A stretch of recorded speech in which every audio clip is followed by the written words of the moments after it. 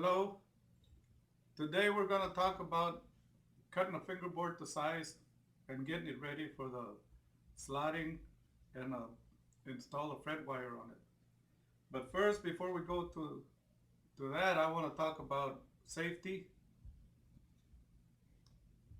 It's a good idea to have your safety glasses close by all the time so when you're going to do some cutting with a router or the table saw, bandsaw, or whatever, always wear your safety glasses to protect your eyes.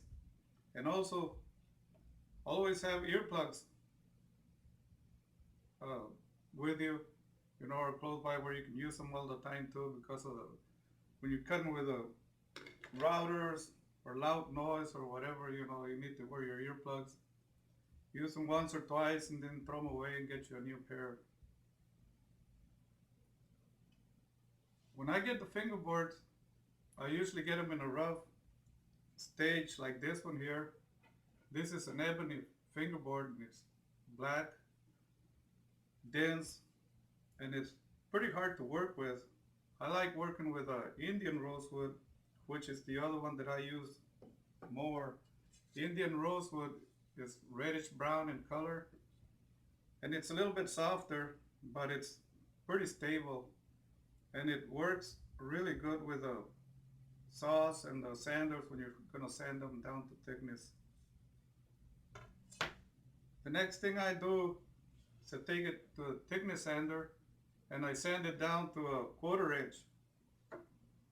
A lot of people use 5/16 for their bajo sextos or quintos, but I use a 1/4 inch.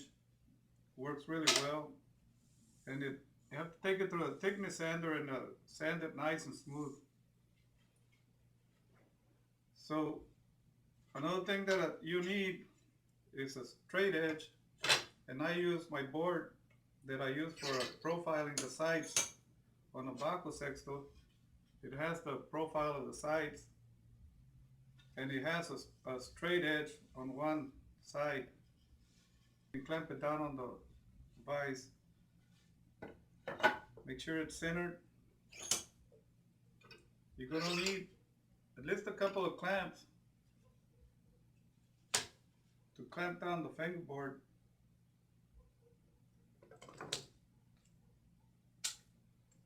And you want to put the clamps on the edge so the router, which I'll show you in a little bit, can get by the clamps without disturbing it.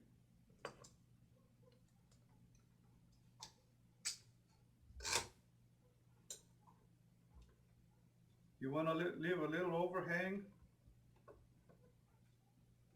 to cut with your router.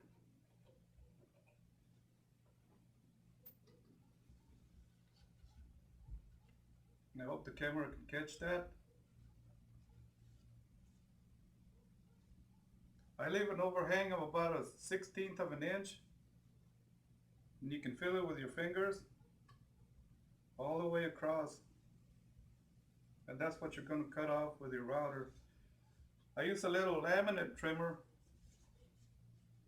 with a 1/2 inch flush cutter, and it's got a 1/2 inch bearing that rides along the edge of the board, and that'll cut the overhang on the fingerboard.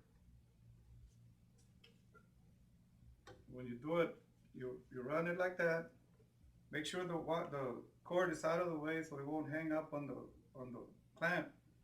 And when you start cutting, you cut all the way across without stopping. Make it nice and smooth and cut all the way across.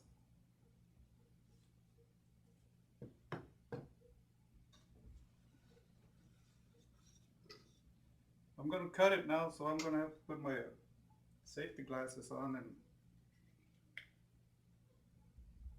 earplugs.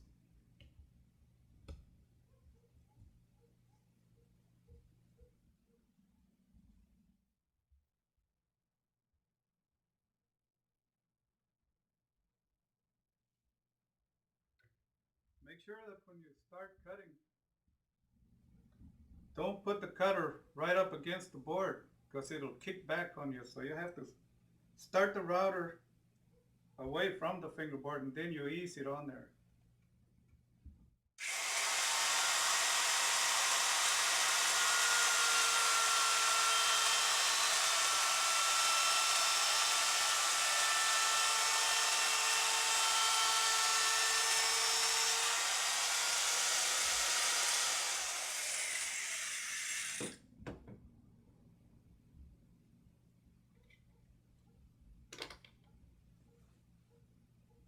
take the fingerboard out. And the next thing we're gonna do is put a template so we can mark it the size. And what I use is a finished fingerboard that I know is the right size. What is